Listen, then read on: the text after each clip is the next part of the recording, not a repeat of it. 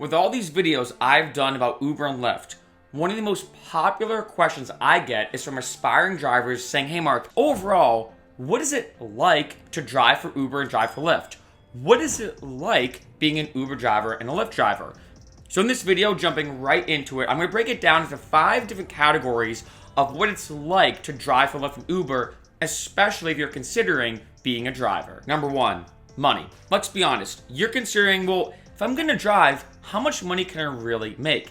Now, there's a few different aspects about Lyft and Uber that I feel like are very underrated. First off, you can make a good amount of money. When I was driving, I made on average about $20 to $25 an hour. So if you think about it, that's a pretty good chunk of change, definitely higher than minimum wage. Keep this in mind though, and I said this before in other videos, the number one factor, which can be unfortunate, of how much money you can make as a driver is your location. So for example, if you're in Ohio, you're gonna make less money driving than someone in New York City, even if you drive the exact same hours, the exact same way, etc., etc. But overall, if you do live in a good area, you can make really good money.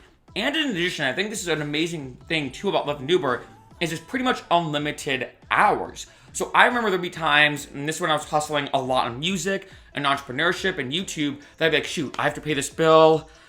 I need $200 in the next 2 days. Well, for most jobs, you have to call and request more hours. Well, Lyft and Uber, I just drive more. So it's almost like having within a sense, an unlimited amount of hours where you can drive. Now, granted, there are some cities and some states that now have requirements saying, look, you can't drive more than 12 hours in one day. But if you think about it, if you're at a tight pinch and you need money, you can just immediately start driving.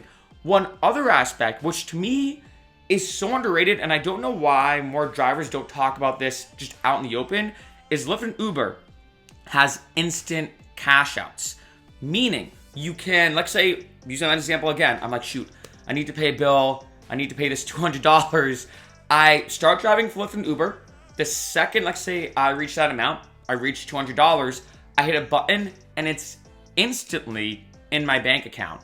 I honestly can't think of almost any other job that you can just start driving, or start working, without any notice, work for theoretically as long as you want, within reason, and then just cash out and instantly have that money in your account. So for me, there'd be times I remember I was like, hey, you know what? I'm gonna go out tonight for one of my friend's birthdays. It's probably gonna be a crazy night, probably gonna spend a lot of money because we're going to bars and nightclubs. You know what? Why not drive? I drive, like say, make $50, $75, and I'm like, you know what? That's at least might cover part of the night. We'll see. But then I just hit instant cash out. Boom. Now $50 or $75 richer right in my bank account. Number 2, flexibility. This is the number one benefit I feel like for Lyft and Uber, and the main reason, besides money, of course, why people drive is you can work around your schedule. You can turn on the app whenever you want, and you can turn off the app whenever you want. Because I've had some people talk to me like, hey Mark, so you tell Lyft and Uber when you're gonna drive, right? You say, okay, this week I'm gonna do Monday through Friday, 7 to 9 a.m. And I'm like, no. You don't have to tell Lyft and Uber anything. You don't even have to schedule anything in advance. You just turn on the app at any point in time. Meaning, let's say there's 1 week and I want to go crazy. I'm going to go all out and I want to drive, let's say 80 hours, making that up, in 1 week. I drive 80 hours. I don't have to drive for 3 months, and then I could turn on the app again and drive as much or as little as I want. There's no quota, and I think that's an amazing thing, that the app is truly instantly flexible, which to me is the most amazing part, because if you get off work early, you can drive. If, let's say, on a Friday or Saturday night, you don't really feel like going out, you can drive.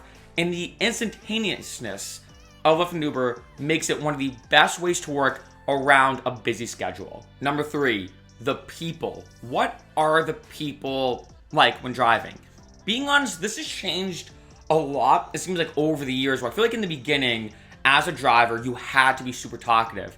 Now, I think Lyft and Uber is so common that if, let's say, you're an introvert, because I've had people be like, hey Mark, I want to drive, but I feel kind of socially awkward and scared to have random conversations with people. Being honest, most people get in the car and either A, jump right on their phone, or B, if they do talk to you, most people are super friendly.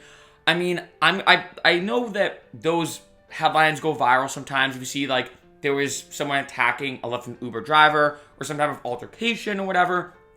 But the truth is, those situations are super far and few between. The people are pretty awesome. Another thing I will say, this is one of the most common questions I get. Did you ever have someone puke in your car? No, I've never had someone puke in my car. I've never been at that point either. Like say I was driving, someone's like, hey man, do you mind pulling over? I need to puke. Never had that situation. But one of my friends started driving for Lyft and Uber. Her second ride, the person was like, oh my God, I'm about to puke. They had to pull over to the side of the road quickly, and she ended up puking. So it really depends. Sometimes it's a roll of the die. Now, if you are worried about, let's say, someone puking in your car, which is a fair point, make sure you do not drive on Friday and Saturday nights. Or another thing is, I'd be careful as well, which is a very underrated part, is driving on Saturday and Sunday mornings. Because sometimes, as we all know, you wake up, you thought you were fine the night before, and the hangover kicks in. So I will say that if you're worried about someone puking, I'd try to avoid those time periods.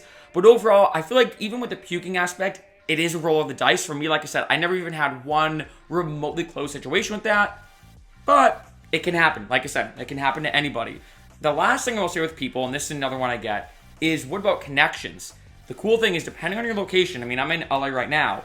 As you can imagine, you can make ridiculous connections. Depending on, again, I guess a roll of the dice as well. If you get like a celebrity or you get someone who's well connected to celebrities, you can make massive connections. And I actually did. I actually got job offers. I'm not making this up while driving. I actually had people that I would talk to for a while. And depending on their industry, there was one guy, I remember, he was a computer programmer. He needed other computer programmers, and I used to computer program. And he's like, look, after talking to you for the past half hour, we're looking for beginner programmers. You seem like you would fit in really well with the team.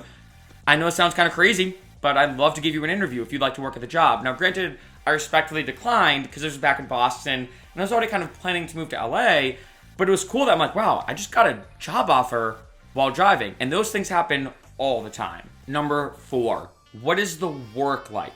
In terms of just driving, what is it like? Now, there's a lot of pros and a lot of cons, if you want me to be blunt, because on one end, you don't really need, within reason, any experience to drive, right?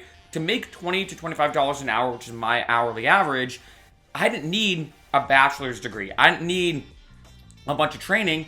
I just had to drive, and if you've been driving anyway, well, that's pretty easy. So on one end, the driving part is pretty easy. It's simple, not that much experience. On the other end, there are a bunch of cons. 1, sitting for that long is not good for you. 2, being dehydrated. I don't know what it was, but now I was driving a lot. And I've done a bunch of distance driving. At least at the time of this video, I've been coast to coast here in America 9 times. I don't know what it is, but when you're driving for that long, it's very dehydrating. And there's this weird thing where it's kind of a catch-22. Where, well, if I'm being dehydrated and I'm, super parched, well, I might as well have a bunch of water. But then it brings up this issue when driving of, well, where do I go to the bathroom? That's another big thing. When I was driving, I actually had a list of places where I knew in Boston I can really drive to. The parking was not too bad, and I could run to the bathroom because that's another issue when you're driving.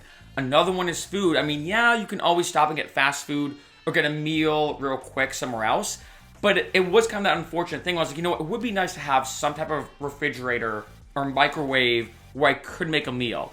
Now, granted, if you're driving, like, say, only in the morning commutes or, like, say, on a Friday and Saturday night, yeah, maybe that's not much of an issue, but it definitely does get you over time with all the logistics of the driving. But the one thing I will say, which is very unique about Lyft and Uber, is I've never had the hours fly by at any other job ever. It is crazy that 2 or 3 hours when driving goes by like that. And we've all been there, especially with me being a former accountant, in an office job where you work what feels like for 2 hours.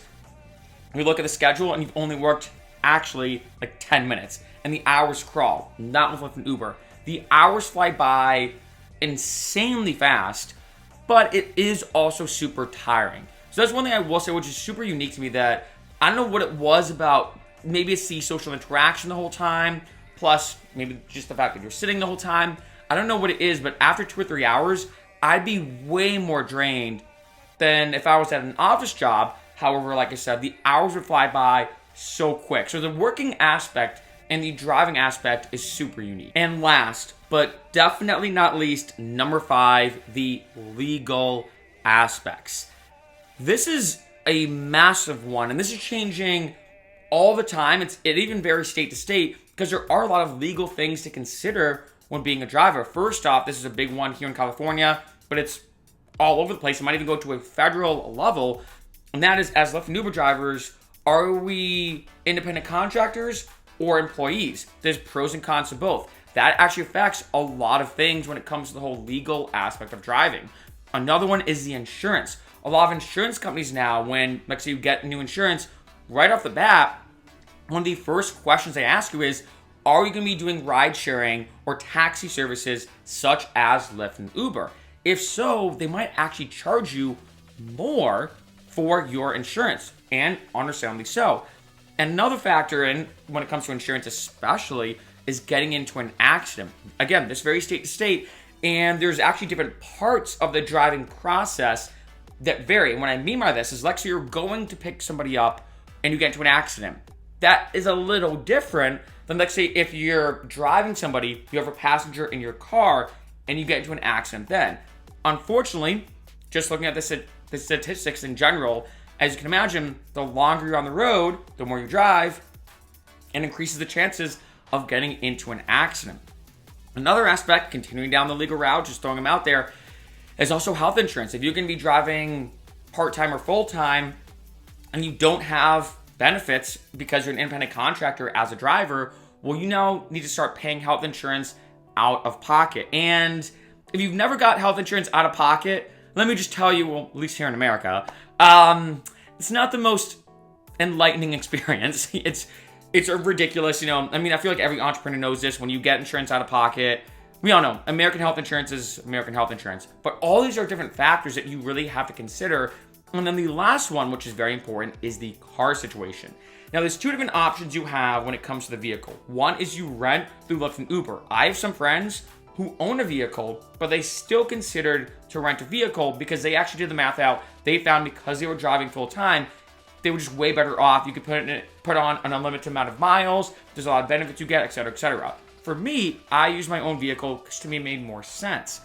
However, though, a lot of dealerships now are saying, well, let's say if you want to trade in that vehicle, they'll ask, has this vehicle ever been used, like I said before with insurance, for a ride-sharing company or a taxi-like service such as Lyft and Uber? So the depreciation on your car is something to consider. That, let's say if you do want to sell in your car and they found out you used to drive Lyft and Uber, you might get less for your car.